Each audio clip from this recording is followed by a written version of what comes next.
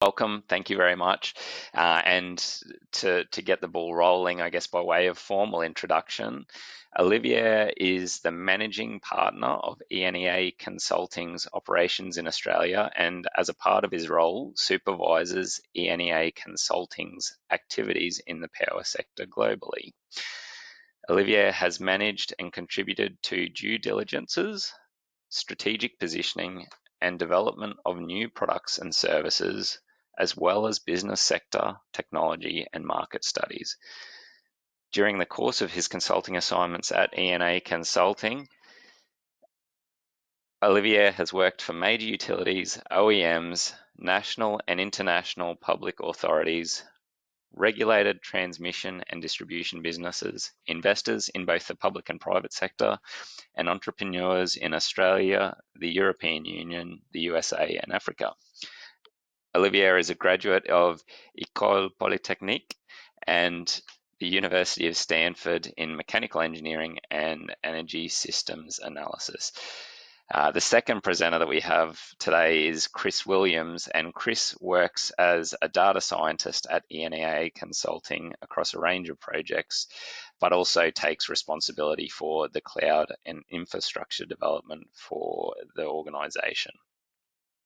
His area of expertise is in machine learning, focusing on predictive analysis and broader data science projects. Chris led the development of a highly parallelized modeling platform to assess DER hosting capacity, representing both network and customer-side technologies. And some of his other notable projects include developing Bayesian short-term forecasting models, forecasting probabilistic network asset load distributions over 30-minute time intervals, and assessing the viability of transitioning customers to standalone power systems by looking at demand and network operating costs in remote areas.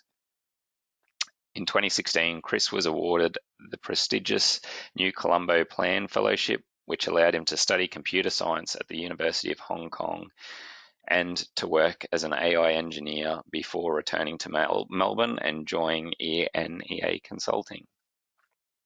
So guys, with that, I will hand it over to Olivier, but Chris, I'll just set you up to screen share. Fantastic. Thanks, Matt, and hello everyone. Thanks for joining us today. So I have the pleasure to introduce our presentation, and I propose to start with a few words about ENEA and what we do. So we are a strategy consultancy, and we support our client in maximizing energy transition opportunities. What that means is we help them develop their strategy as well as leverage innovation and emerging technologies.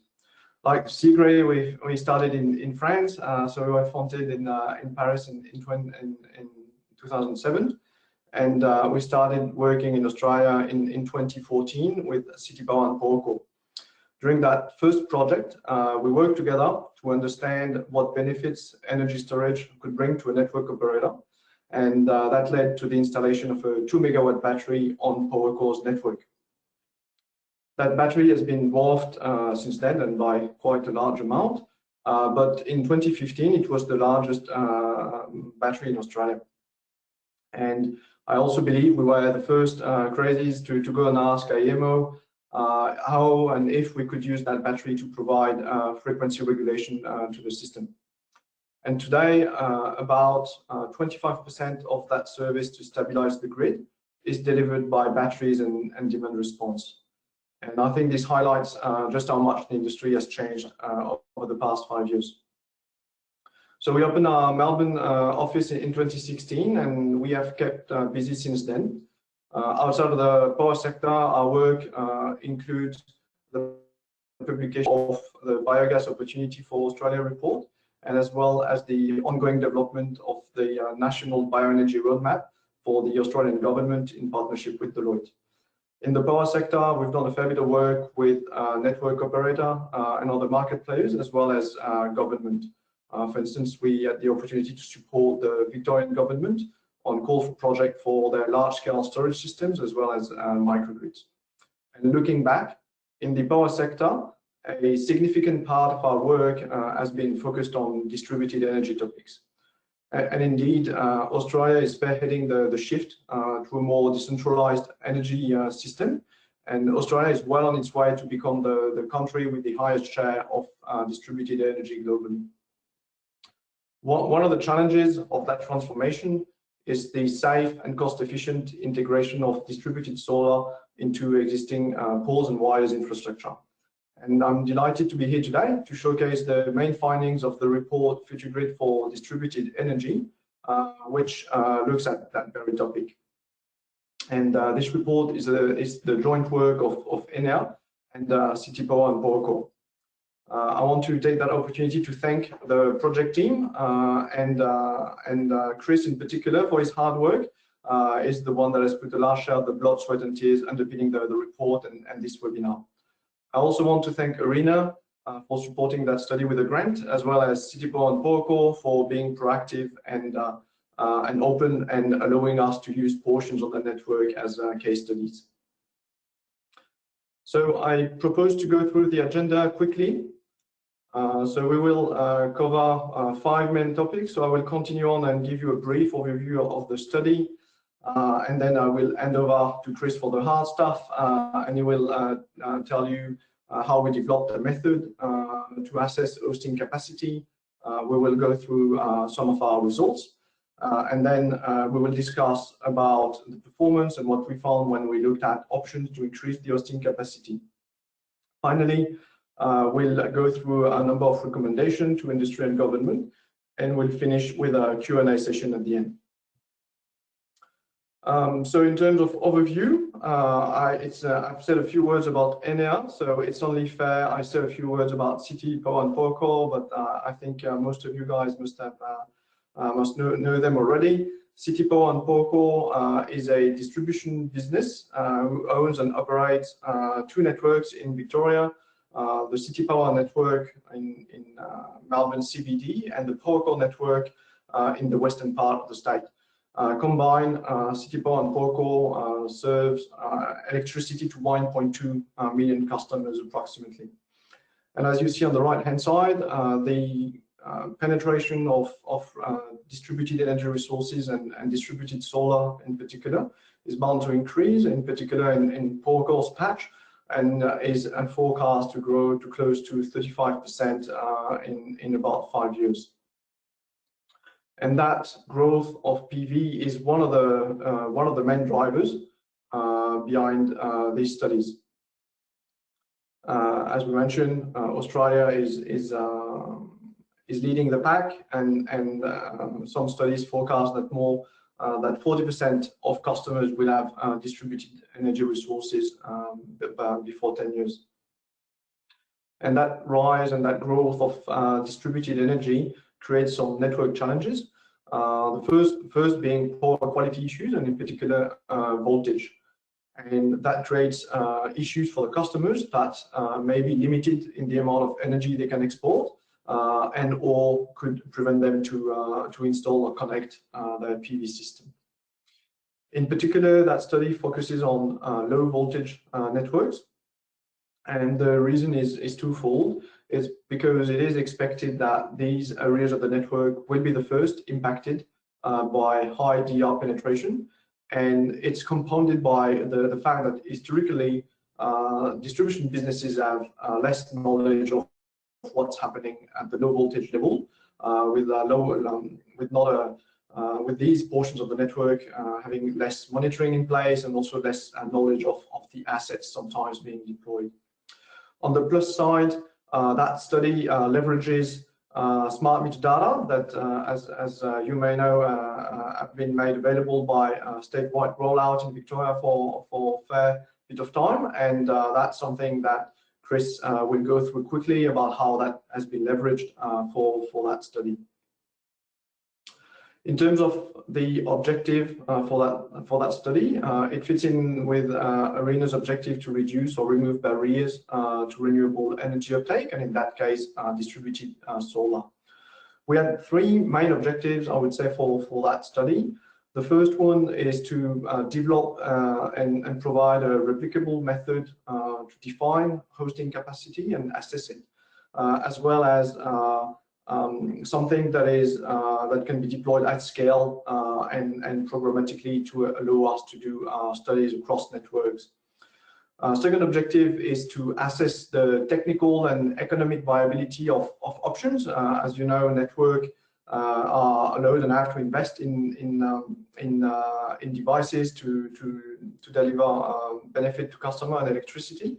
But there is the question of what are the right options and which are the ones that are efficient from a technical perspective, and how do they compare from an economic standpoint as well.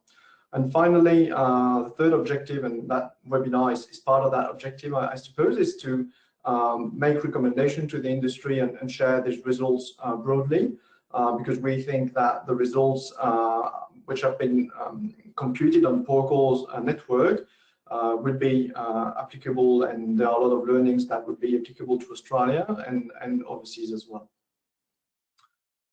That's it for me. On this short introduction, I will leave it to Chris to take you through the rest of the presentation. Cool, yeah, thanks, Olivier. So yeah, I'm going to take you through the next few sections, so 2, 3, and 4 here. We're going to look at, first of all, how we assess hosting capacity, then look at kind of what those results give us, and then in 4, we'll look at how we can raise the hosting capacity. So we're going to go through the sort of framework, the methodology for how we approach the study, because that's really part of the deliverables, is the framework itself. It's intended to be sort of a replicable approach. So first up, on assessing the current hosting capacity of these networks. So the idea is it's a 4-step process. So first up, we look at the entire population of these low voltage networks. So there's tens of thousands of them across CitiPower Powercor's network. So we want to map those into categories, and we want to pick an example or 10 examples of these low voltage networks. So the idea there is that we're going to get a very diverse range of LV networks to each serve as an example. Then once we've picked those out, we want to build power flow models. So build sort of mathematical models that represent how those networks are going to behave under different conditions. And then we're going to take a look at those models and use them for power flow assessments. So we're going to run simulations and gradually increase the amount of PV, of installations on those. Then we're going to look at how those networks behave under those increasing PV conditions and see sort of what happens, like what information we can glean from it.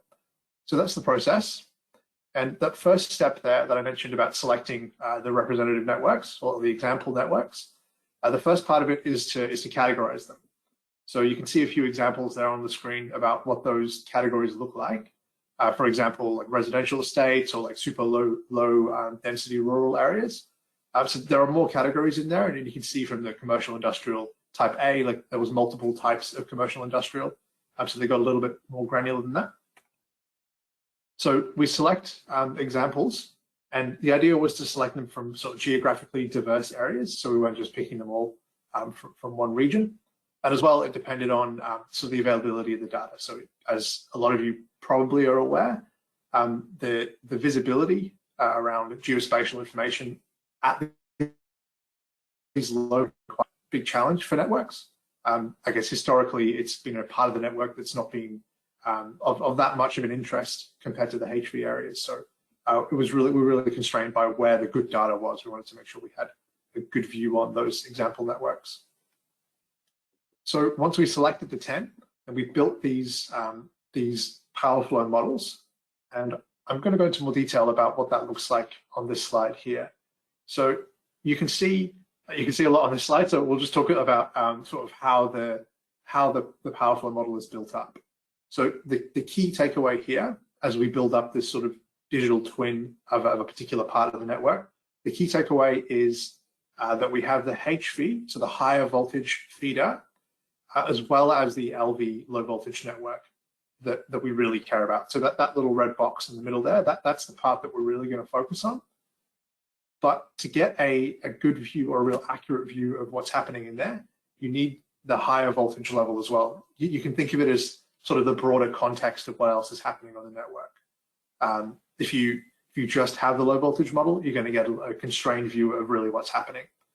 So to build this up, as you can see on the left, there's a few different data sources that we've brought in. So as Olivier mentioned, smart meter data was a huge part of this study, and it really allowed us to do a lot of stuff more easily than we would be able to do without the smart meter data. So that's historical customer load demand and historical voltages. So using the historical voltages, we can really understand how the network reacts to different behaviors, for example. The geospatial information, it's really positional, and as well, like you can see the connectivity graph on the right-hand side. So that's a map of the network, and that comes from the geospatial data sources. Topological information as well. We need to know how these assets connect together, and as well, sort of the different types of assets that we have. So certain types of conductors are going to behave very differently. So we have to build all that into the model as well. On to what do we do with them? So you can imagine the last slide, that's one model. So we've got 10 of these models. So how do we assess hosting capacity using this model? So this slide's going to build up over time. So the first part is to take one of the models, and it's a PandaPower model as well. So I didn't mention that before, but you can see the PandaPower logo. Basically, that's an open source tool that we use to build this power flow model. Lots of other tools out there. We use PandaPower because it allowed us to very easily, or we were able to leverage it in a very parallelized way. So when you see the top there, simulating voltage over 1 year, that's that first big thing. So we look at every timestamp. So 17,000 simulations across an entire year. That's a lot of simulations to run. And what we can do with PandaPower is run that in parallel in the cloud. So that was a big part of why we chose PandaPower there. So back to the overall method. So we simulate a year's worth of these power flows. Then from that, we can understand a range of metrics. So these 1, 2, 3 on the right-hand side, we're going to come back to these throughout the presentation. So these are our real ways of measuring hosting capacity. So hosting capacity is a big topic, and it's not something that you can really measure in one number. And that's one big learning that we had from the study, is that you have to look at this from multiple angles. So those angles you can see there. Number one is, at what PV penetration level do we see the first voltage breach? Our voltage breach will be where the voltage goes above 10%, 10% above the sort of regulated level. So when the voltage gets too high, that's going to be a problem. So the first metric measures when that first happens. So maybe it's at 50% penetration or 10% penetration. The second metric is the number of hours across the year that network spends in breach. So once the breaches start happening, they get more and more common. The more voltage that the more PV panels that you have. So you get to 100% penetration, and you're breaching for 8 hours a day. So that number will change as penetration increases. So the third one is, what's the peak voltage that we observe over the year? So that'll be on your lowest demand, highest solar generation day. Like what's the worst it can get? So those are the 3 metrics that we look at across the year, and we do that in a big loop. So we bring it around, and at the bottom left you can see in the circle. So we simulate the voltage, see what happens, and then add more PV, and then simulate the voltage again. So we add a random allocation of PV across the entire feeder and gradually ramp up the PV penetration until we reach 100%, and keep simulating it, and then we look at what happens to those 3 metrics as we increase the PV penetration. As the guys mentioned before, but there's a Q&A section, so we can get into this stuff in detail if there is an interest in it, or maybe we want to talk a little more about the recommendations and the higher level stuff. Either way. So that's how we assess the current hosting capacity. So we have our 10 example networks, and we've assessed the current state of the network, sort of hypothetically under more penetration. So what are the results? We're going to go through our 3 metrics again. So the first one, that PV penetration at first breach. So you can imagine this as being the first time that we breach code. So what you can see on here is a map of Victoria, and there's two pieces of information that are being mapped. So the darker red, that's an area where that on average across the LV networks, this is a very high level view. On average, the PV penetration at first breach is going to be under a small amount of penetration. So those areas, the red areas, are areas where we're going to start seeing breaches earlier. And then as well, you've got the population density. So a large red dot is more of an issue than a small red dot because there's more people there. So it's important to note here again that this is a theoretical assessment. You see the asterisk at the bottom of the screen. This is hypothetically if we took the current network as it stands and ramped it up to 100% penetration. So obviously that wouldn't happen. Like the network's going to be managed over time, and there's a lot of safety guards in place and things like this that mean that wouldn't actually happen. But this gives us sort of a hypothetical view of I guess the size of the challenge in terms of PV growth, which is definitely happening. So the regional population centers here would be a big interest. So Geelong, big red dot. I think Horsham is a big orange dot. So the second metric, so this is the one I mentioned before. So this is how many hours on average per day does a network spend in breach above that 10% key number. So the different colors are the 10 different example networks. So you can see them reacting very differently to a growth in PV penetration. So across the x-axis, that's the PV penetration going from 0 all the way up to 100%. Some of them already had a couple of PV panels on them. So you can see a couple of the networks that are already experiencing these voltage breaches. So they started high and they stayed high. And then some others, I can't remember exactly which category was which stage, but I think that the dark orange one that takes a while to grow, that's an example of a very densely populated residential area. I don't know if you can see my mouse, but if you can, it's this dark orange one here. So that took a while to start seeing the breaches, and then they grew a little slower because it's quite a densely packed network with quite high quality conductors. But you can see in most cases that you do start seeing some breaches over time. So looking at the same 10 example networks, this is the third metric. So this one, as I mentioned before, this is the measurement of what's the highest possible voltage that we see. So that entire year of simulations, all different types of scenarios, different times of day, different seasons, what's the peak voltage that we see if it's completely unmanaged, an unmanaged network. So as the PV penetration increases, you can see that maximum voltage, again, very hypothetical, like unmanaged, unregulated PV penetration. Obviously, smart inverters would trip, network management would come into play, but in an unmanaged sense, looking at this growth in an unmanaged sense gives us, again, an understanding of how much voltage regulation is required to bring it back down to the area that we want to see. So you can see some of them, hypothetically, would have a very drastic amount of voltage growth. Again, as you saw in the last graph, there's a couple of them at the very bottom which don't experience much growth in these metrics, which is good. There are areas of the network that are very strong. So these are going to be very inner city areas with extremely high quality underground cabling, which generally is not going to react as poorly to the PV penetration. So that's the three metrics, and again, we can come back to this stuff if there are questions. But what do we want to take out of this? So again, this is still really looking at the state of things as they currently are, not looking at how we're going to make it better. So this is sort of the first pit stop, the results of the first stage. So to look at some of these results that we have, as you can probably all guess, one of the main results is that they're highly variable.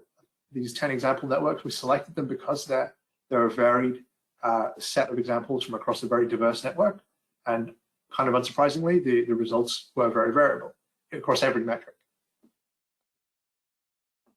So the other key learning that we have in here that was a learning for us very early in the study was that we need to have the HV, the high voltage, broader context of these networks.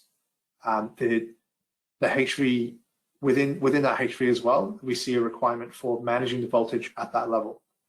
So we didn't talk about it in too much detail, but you can't just solve this problem with LV solutions. So despite the fact that this study was really focused on the LV level, it is very clear that voltage management at the HV level is required as well. So neither of them alone, like if you said, okay, just do voltage management at HV or just do voltage management at LV, neither of them is going to solve the entire issue.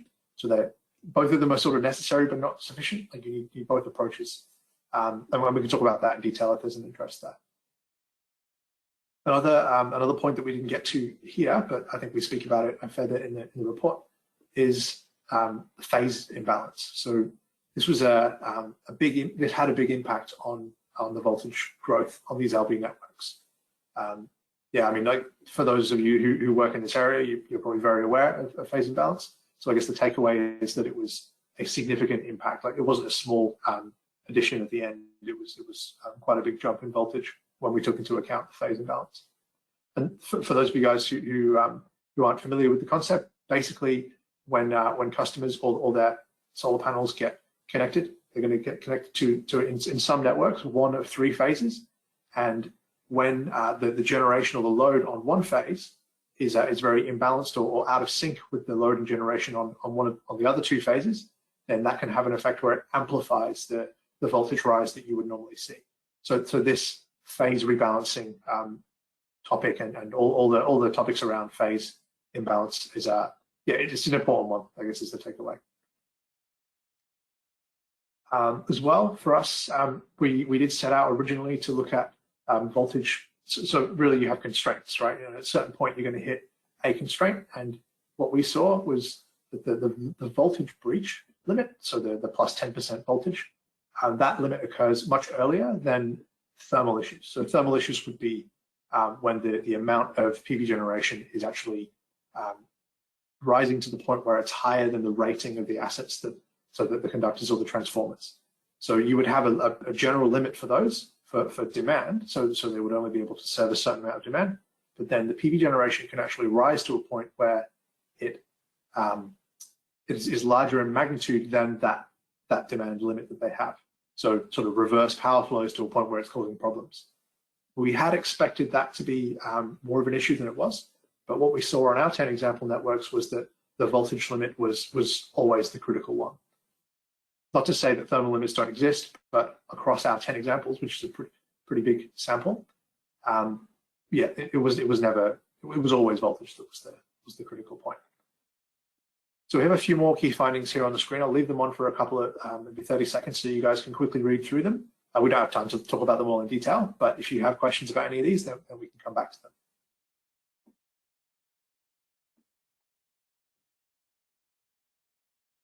All right. 3, 2, 1. So that's the results on the hosting capacity of the current network. So next up is looking at how do we increase the hosting capacity. So we have a good sense of how things are right now. So how do we make it better? There's a lot of approaches to this. So we selected 5 different solutions. That's not to say that it's a comprehensive set. There's a lot of fancy technologies out there and a lot of other approaches that just for want of time, we couldn't include them all. But to look at the ones we did look at, we took 3 network side solutions and 2 customer sides, which I'll talk about in a sec. So the network side solutions, first one is the network upgrade. So it's sort of your traditional approach.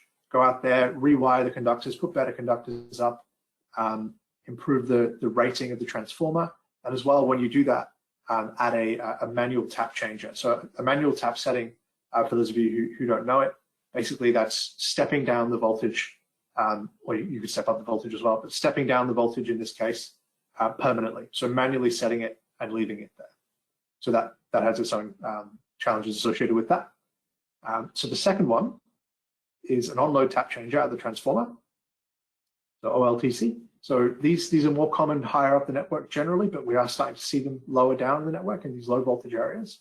Now what they do is the same thing I just said before, so manually stepping down the voltage, but they operate in real time. So they're going to react to the load that we see on the network and ratchet the voltage up and down depending on the time of day, or depending on as the voltage limits desire.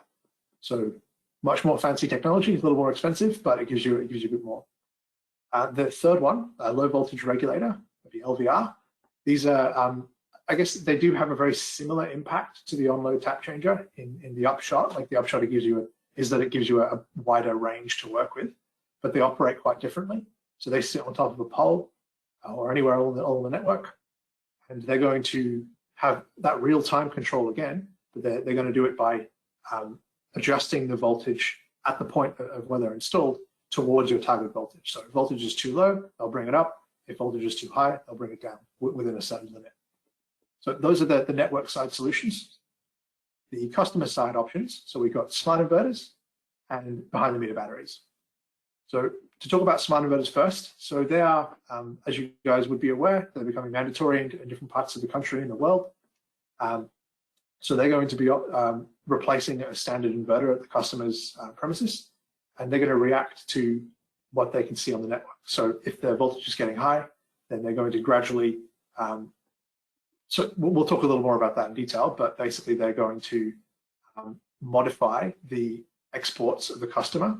So when the PV is generating power and spitting it onto the grid, they're going to modify that power in a way where they're going to mitigate against the voltage rise that the network is seeing. Caveat on the smart inverters is that when we get to a certain amount of penetration or a certain amount of problematic voltage, they're going to start curtailing the customer. So the customer will actually export less PV generation than they would have normally under a smart inverter if the voltage is very high. So that'll be important later. The fifth option there, the second customer side option, is the behind the meter battery. Now, this one, it's again another important one here. So there's a lot of interesting work happening with batteries at the moment around virtual power plants and all this kind of exotic orchestration work. So the assumptions that we took for the behind the meter batteries for this study was a standard self-consumption scenario. So we take the customer and they operate the battery in a way that maximizes the benefit for themselves. So that's a key assumption about how the batteries are operated. So looking at the results, so the cost benefit analysis. So this is an example of one of the cost benefit analyses that we did. We did one per example network, so this is 1 of 10. And what you can see, again, along the x-axis is the rising PV penetration. And each color is one of the 5 options that we just looked at. Gradually over time, you can see the net benefit, so how good overall that each of the options is. So you see a lot of them start negative and then gradually get more positive. So starting negative means that you've got a cost, so you've got to install this thing, and then gradually as you go forward, the positive benefit comes from the additional allowed PV generation that the network is experiencing. See behind the meter batteries performing quite poorly at the bottom there. Again, this is under that assumption that they're not being orchestrated by a third party. This is just a customer buys a battery, operates it like selfishly, not selfish, but with their own interests in mind only. So there's 10 of these in the report, so I'd encourage you to go take a look at them. This is the UID kiosk example, so 1 of 10.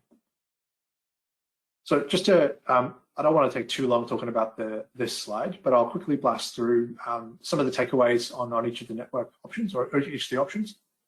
So the network upgrade, so going and reconductoring and installing new transformers, it had a significant impact, and the biggest chunk of that impact really came from the additional manual tap. So the reconductoring and the increasing the rating of the transformer didn't have as much of an impact as we had expected. It was mostly coming from the manual tap. The OLTC on-load tap changer. So this is going to be the most competitive option in some cases, but only in those cases where there's a lot of customers and there's a big amount of voltage rise to mitigate. So much like the low voltage regulator, so 2 and 3, they both have that very wide dynamic range that they can give you. So they're only really viable in areas where you're experiencing a large amount of voltage rise. So same thing here. Also, one last thing about the LVR is that they're good for localized issues. So they're often used to manage a very far away customer at the end of a long LV feeder. Smart inverters, so a takeaway here is that they do significantly reduce the voltage rise. So that max peak voltage, they're really going to mitigate that because they're going to be stopping the export. So problem solved, right? But the problem is that they're doing that by curtailing. So as the PV penetration increases, they start off, smart inverters tend to start off as the best option net benefit wise until you get up to about, depending on the network, 20, 30, 40% penetration. And then we see a flip over where these pieces of hardware then become a better investment overall, because the smart inverter is going to allow the PV to be on the grid, but it's going to do it by curtailing it. Behind the meter batteries, no use if they're going to be maximizing self-consumption. So yeah, a big takeaway here is that more work needs to be done on orchestrating batteries and all those topics that are hot topics this year.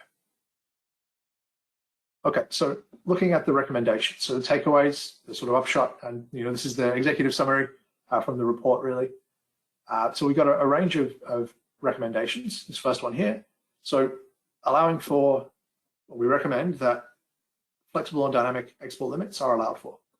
So on the one end of the spectrum, you've got no sort of smarts at all. So you just say static limit.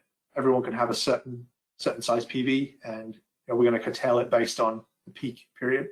At the other end of the spectrum, allow everybody to have PV whatever size they want, like the European approach. And we think that the best approach there is somewhere in the middle. So dynamically curtailing only when necessary.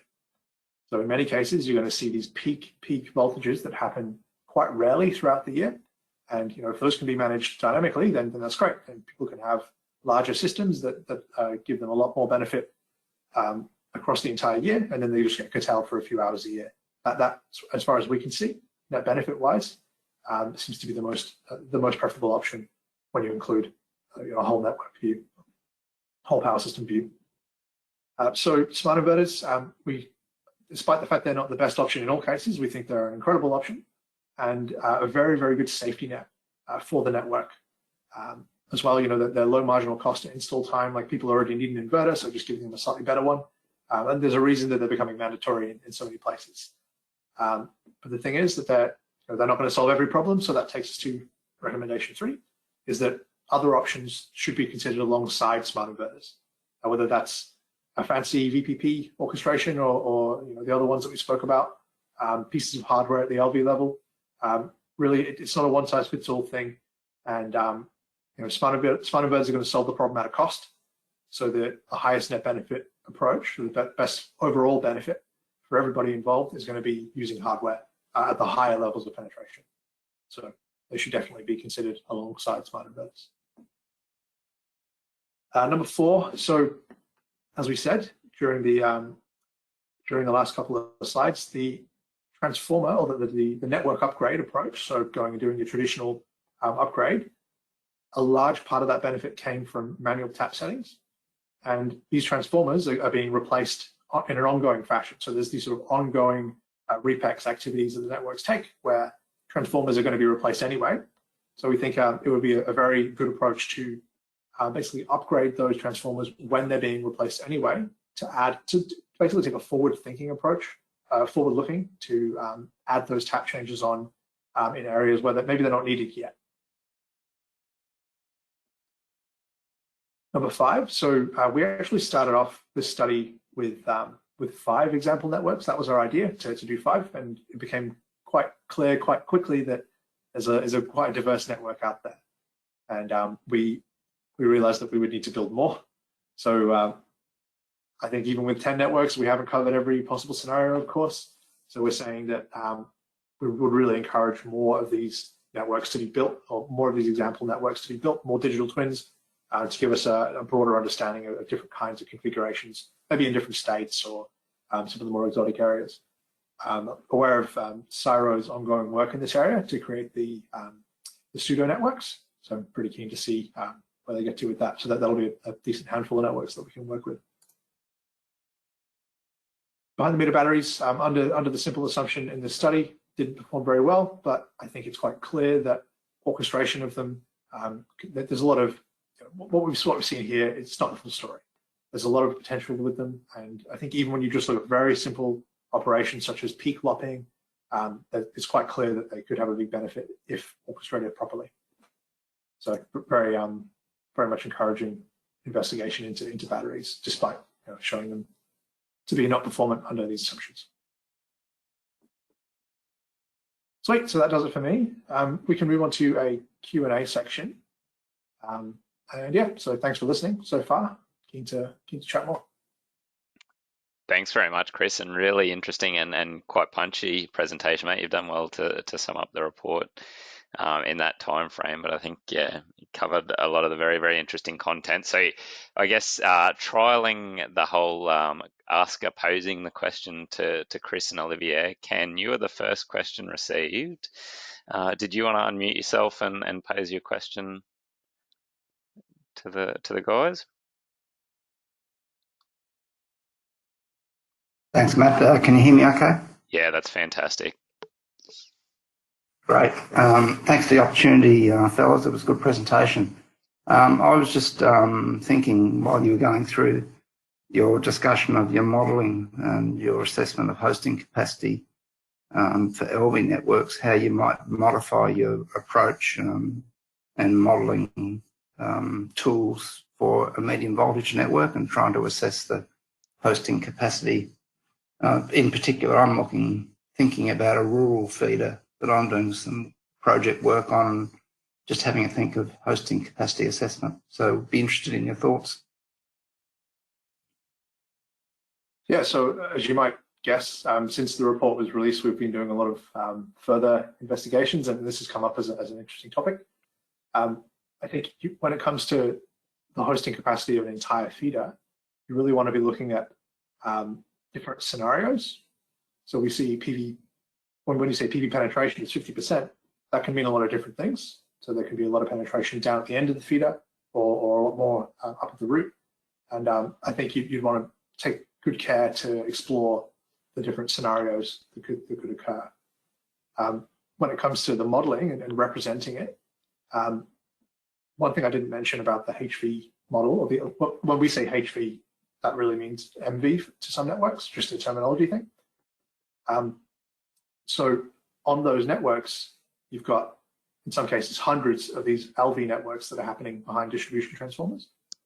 So the approach that we took there is to aggregate the behavior within an LV network. So we have our key LV network that we're focusing on, and then within the HV feeder, we have hundreds of other LV networks. So we don't model all of those behind the transformer, we aggregate them up. So we sum up maybe there's 10 customers behind that distribution transformer. We sum them up, all their load, all their generation, and treat that as one single point, which is pretty much amounts to an assumption that there's a zero impedance network behind it. So it's not perfect, but it gives you a good broad view of the voltage behavior at the HV level of the network. So if that's what you're interested in, then that might be an approach to take. Yeah, and as a complement, so I think, as we mentioned, even though to do this, we did model the NV feeders as part of that study. So I think that's definitely something that can be done. I think some of the things that may require a bit more thought would be when you have some active equipment that are a lot more common on NV side. So, voltage regulators along the line, all that sort of stuff. Typically, that's not something we took into account in our case, because once again, our focus was on the LV and the NV modeling was just to make sure that the context was right. But that's something that could be done relatively easy and without too much trouble. And I think, the same benefit could be had compared to, say, using kind of point and click software, is to be able to do this at scale and test a lot of different scenarios and run across the year for all the time series.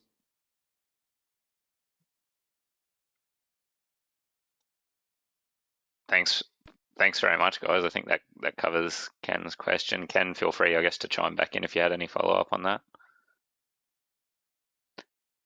All right. Sorry, Ken. Yeah, thanks, Matt. That's fine. Thank you. All right. Next question we have is from Natasha De Silva. Natasha, did you want to pose your question to Olivier and Chris? Yeah, sure. Well, firstly, thanks guys for the presentation. It was really greatly done. So hats off to that. My question, I suppose, is how your results align with the UNSW study that was done for AEMO recently that showed that PV penetration had a minimal impact on the voltage, non-conformances that were happening on many of the different distribution networks. So I saw your question, and I went and looked at the study when Chris was speaking. So I don't have a detail. I haven't read it in detail, but my understanding is just browsing through the executive summaries that we do see that you have higher voltage when you have PV production, and so I'm not sure why you think that it's not concording, or that that study showed that PV had minimal impact. And I think, but happy to hear your thoughts and discuss this more. But I think, you know, the difference as well is that the study we're doing is looking at the current situation, like the UNSW study is doing, but we're also looking at a what if analysis when PV is added. And so I think that's a bit different when, and in a way we don't really question if current voltage issues or voltage level is due to PV or any other possibilities. What we're doing is looking at what's going to happen when we add more PV, and I think it's, you know, from a theoretical standpoint as well as from some real life measurement, the voltage is going to rise, and so I think we're pretty clear on that. But happy to hear your thoughts and dig deeper into your point. Yeah, so I admit not to read in the actual study itself, but rather a news article about it. So the notes version, but it was interesting that there was. I think it was more about the UNSW study was more about existing non-conformances that were happening, and whether or not they were the result of current PV penetration. And the sort of the summary, takeaway from the whole thing was that the PV penetration as it currently stands was not the main source of these voltage non-conformances. So these networks, and it was done not just on one network. My understanding is it was done on a few different networks. I believe Endeavours was also mentioned somewhere in that study off the top of my head. And they were having voltage non-conformances, in excess of 10% in voltage rise, but the study concluded that was not as a result of the PV penetration that was currently in their network. Yeah. Okay.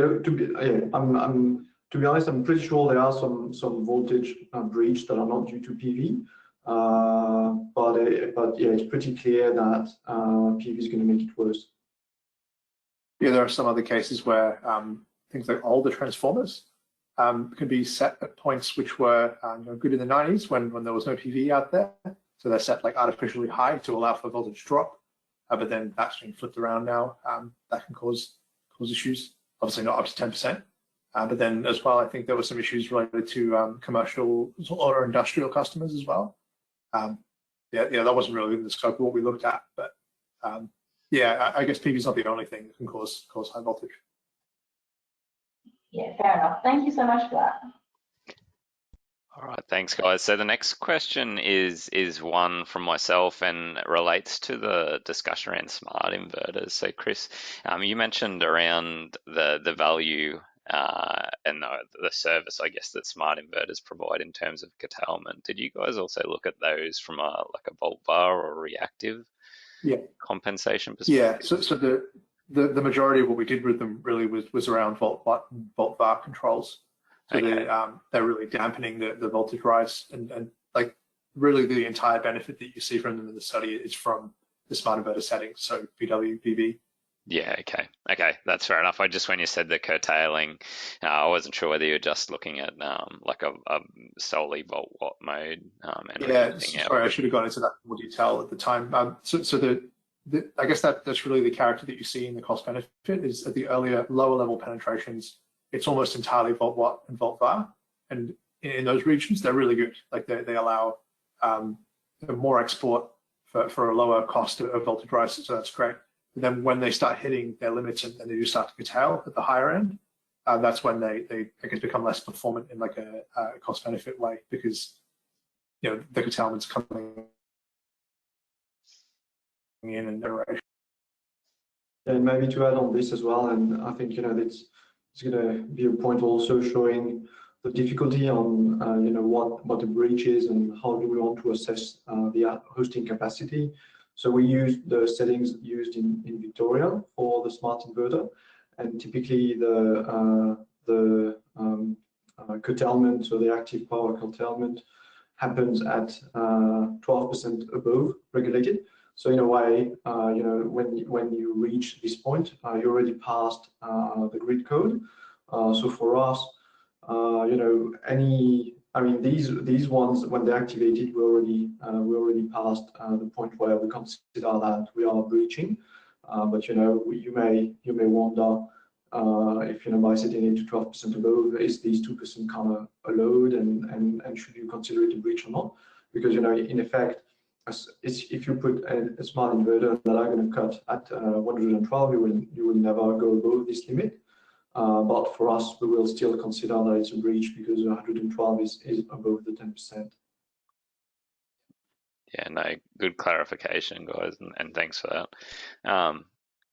I guess just a quick reminder that if anyone online does have questions, feel free to post them in the chat, even if it's just a surmised version, and we can throw it to you to ask the question. But Natasha, you had another couple of questions there. You want to pose those to Olivier and Chris again? Yeah, no worries. So first one was, were technologies like variable shunt reactors and other equipment upstream considered as possible solutions outside of the ones that you listed here, or was the only the ones you mentioned here considered for the study? So I don't remember exactly, but we started with a long list of technologies, and then just for the sake of our nights, we needed to select a small subset of them. But definitely there are a lot of other technologies that could be looked at.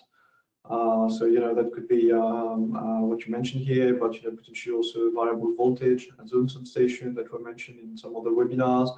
So yeah, there are other options out there.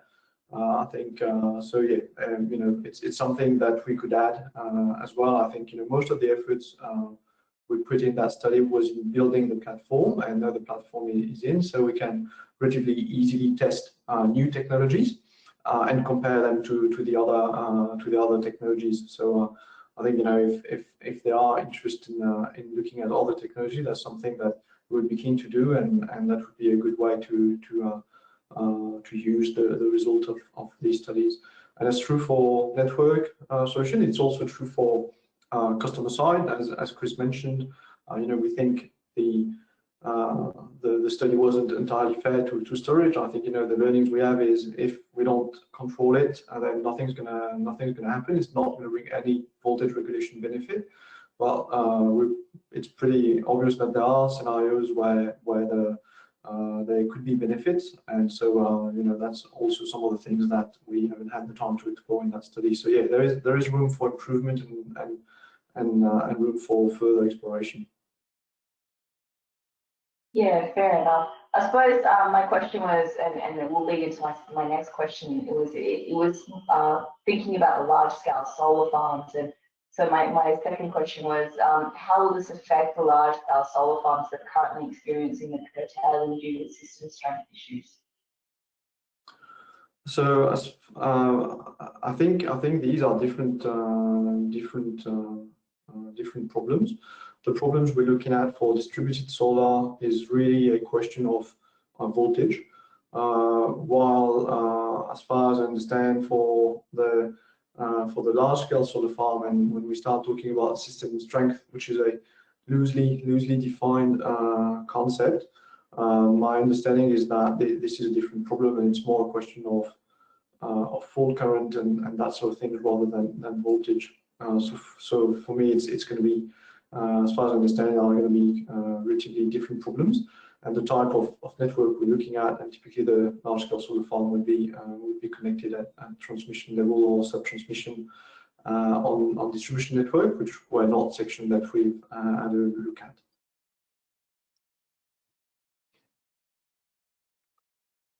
Yeah, fair enough. But do you think, I suppose more a question of it, that the learnings that are taken from this study, could we take any of the learnings and apply them to those other problems, or would you say that they're that we couldn't do that?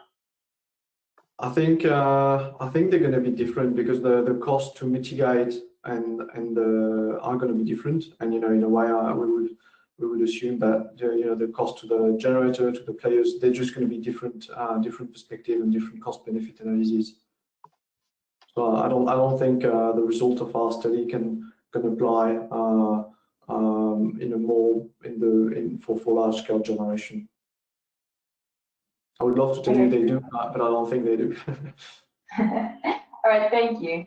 Thanks very much, Natasha. Really appreciate it. We got a few more questions streaming, guys, so we'll keep the discussions going. So Dan, Tang, if you're willing to, do you want to pose your question to Olivier and Chris? Sure, thanks. Can everyone hear me? Yeah, that's good. Okay, great.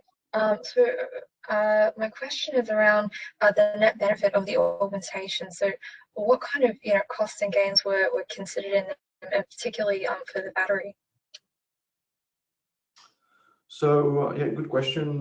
We didn't go too deep into this one. So the way we looked at it for the cost benefit analysis was from a cost perspective, we looked at the additional cost of deploying a mitigation measure.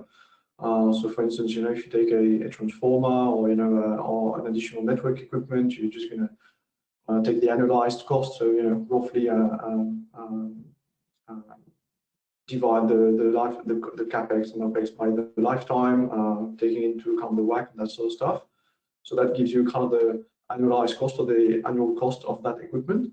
And we take the additional cost. So for instance, for the smart inverter, we took that additional cost being equal to 0 because it's something that is mandated in Victoria. And actually, if you look in the marginal cost of a smart inverter compared to a normal or dumb inverter is really minimal. Obviously, if you had to go back and replace one, that would be a bit more significant because of labor, but really making the choice between the two, the additional cost is really minimal. So we chose to take a zero cost. So it doesn't mean that the system, that the smart inverter is free, but we considered that installing one did not add any cost to the system. So that's on the cost side. And on the benefit, we looked at the additional PV generation that could be exported that did not under non-breaching condition. So what we did is we looked at the voltage for every customer that had PV throughout the year, and we valued every megawatt hour exported when the voltage was within limits, and we valued it at the wholesale value as per IMO data. So we looked at it in a historical fashion. So we didn't take any social benefits like reduction of CO2 emission or that sort of things. And some of the things that we didn't do either is look at future-looking prices. As you know, the more PV you put in the system, the more cannibalism you have on prices. So you would expect that prices would decrease when you had a lot of PV. But that's not an area that we wanted to go in because our study does not look at particular time frame. All the results we have are a function of penetration, and there is no link being done between penetration and time, which would be required for doing these sort of market modeling studies. And to make it harder, we also need to have a good correlation data between prices and irradiance, which is easy enough to do in the past. And I think your question and this being said, so you asked the question for storage, and for storage, so we took the full capex of the storage and we compared it to the additional export that this load or production. And so obviously We didn't look at all additional potential revenue stream that the storage could have. Producing F-gas as part of the VPP or energy arbitrage or tariff reduction or all that sort of stuff. So this is not something that we've done in looking at all of the value stream that storage could provide. So I think the answer in terms of Sure. I think the cost benefit analysis on storage is a little bit weak.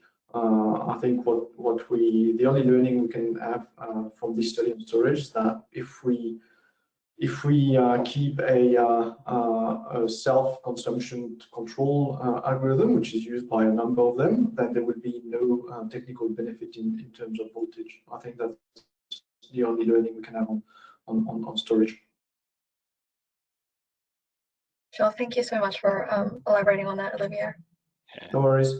Yeah, thanks very much, Olivier. That's obviously peels back even for a fairly high-level question, peels back just how much complexity is obviously behind the analysis that you guys have done.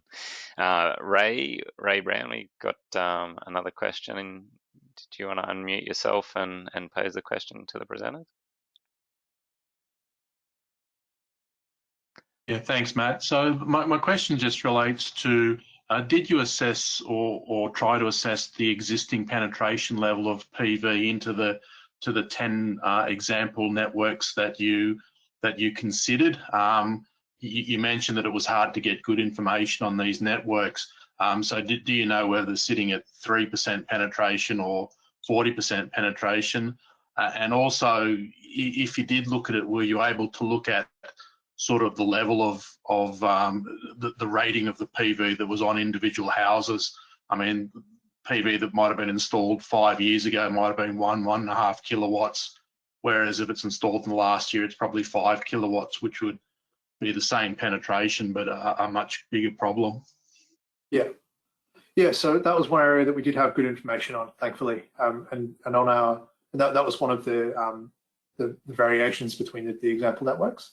So some of them had 0%, and some of them had 5, 10, 15% on the bigger ones.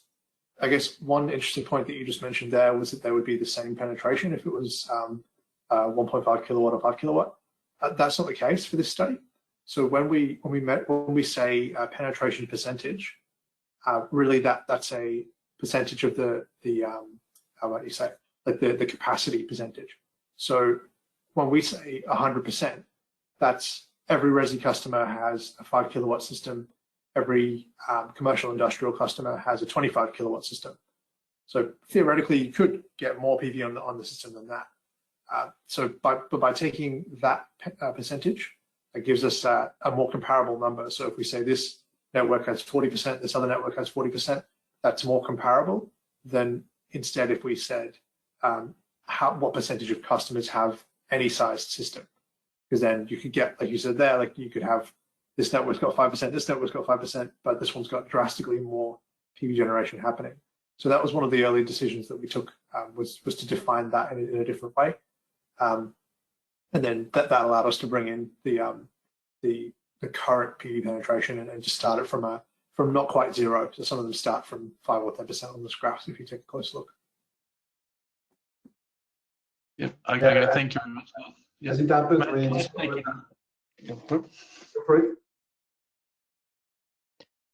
Thanks very much, guys. We are out of questions on the chat. So again, I'll throw one last quick reminder for anyone who has follow-up questions to post them there. And I did have one last one myself. So Olivier and Chris, in looking at the options or the potential mitigation opportunities, there's a lot around, I guess, different technologies. Did you guys look to venture into some of the more behavioral, I guess, customer-based changes that might have played in there? Like, I guess the self-consumption as a part of a battery system is one, but to look at how much of an impact or how long we could go to the well for things like demand management and trying to influence customers' consumption behaviors to move them into daytime periods. Was that part of the things that you guys looked at, or? So it's definitely, it's a good question. So it's not part of some of the things we looked at. but definitely, tariffs and behavioral response could help. And on the network, the fact that you're charging your battery with your solar, that you're charging in a way your hot water tank is exactly the same. I think so. Yeah, there's definitely opportunities there. That could be pre-cooling of housing, and and if you manage to reduce the peak at 6 of AC, and at the same time you absorb some of the surplus or some of the PV production during high voltage event, then that's great. And same thing with hot water heater. There is not a lot of reason why we should continue charging them at midnight rather than in the middle of the day when it's sunny. So I think all of this will help. I think and tariff could help as well with having time of use tariff or critical peak pricing or export tariff, all that sort of thing could help. But I think if you look at all of that tariff and pricing landscape, is it's the fact is that in Australia it's pretty basic when you look at tariff and that sort of thing. A lot of people are on flat tariffs. And there is already a strong driver to do better than this because of the maximum demand driver. That happens at the end of the day, and that creates issues. In summer you have people that have, and recently you've seen this in the paper. So they are a real driver to do something with the maximum demand. But the reality of it is there are a lot of non-technical barriers to implementing cost-reflective pricing of these sort of things. And these could help also mitigate the solar export, but there will be the same type of challenges in terms of implementing it concretely at customers' premises. Yeah, agreed. It's definitely a very complex, and even from an analytical perspective, it's not always something that's very deterministic to try and understand the responses to different mechanisms. So yeah, very, very complex element. Yeah, definitely, but it works, right? I mean, when we look at international example of kind of time varying pricing, you can have some real shifts of behavior, but it comes with some resistance as well. So and that could be from different stakeholders, and my view at least is that we would likely have the same type of difficulties implementing it either for maximum demand reduction or for kind of solar soak tariff. But maybe things will change. We'll see. Yeah, no, agreed.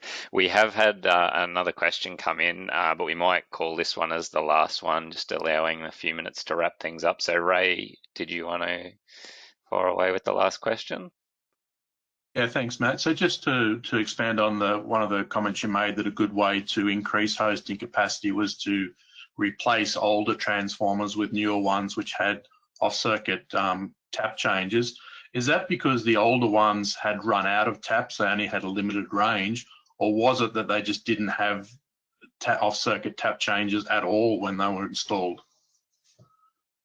Both is the short answer, and in many cases it was a case of increasing the range, and in other cases, yeah, there was none at all. I think in some cases as well, there are transformers where you can just go out there and crank it down, and they've been left at a higher tap than would be now optimal.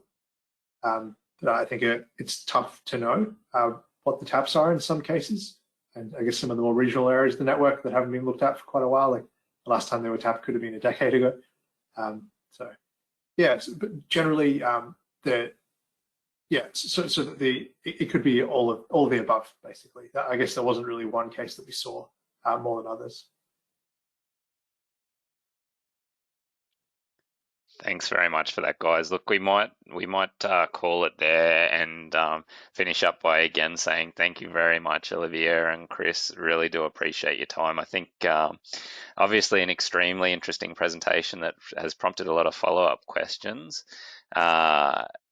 within the industry, it's obviously a very topical issue. I mean, there's the work that you guys have done with CitiPower and Powercor, and Natasha alluded to some other recent research in this space. So the impact of distributed energy resources and how, as an industry, we manage this is something we're really going to need to continue to deal with, because it's happening now. So thank you very much for your time. I will take over sharing. So I see, Chris, you've updated with a bit of the acknowledgements and thank yous.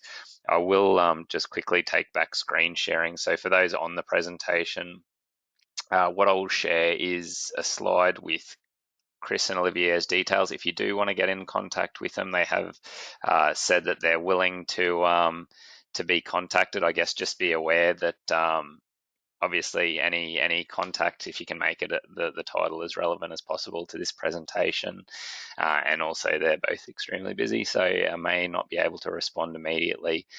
So I'll leave this on the screen for the next few minutes as we wrap up the presentation. Also, if you are interested in becoming involved in the NGN or want to ask any more questions in relation to Seagrave, the contact details for the NGN are there. And just a last reminder that the November event will be held on the 20th of November, looking at travelling wave fault location.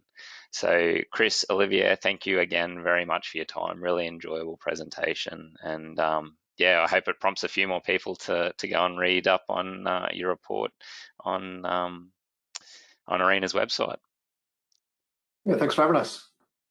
Thanks, very Matt, much, for the opportunity, and thank you all for your interest. Cheers, guys. Take care.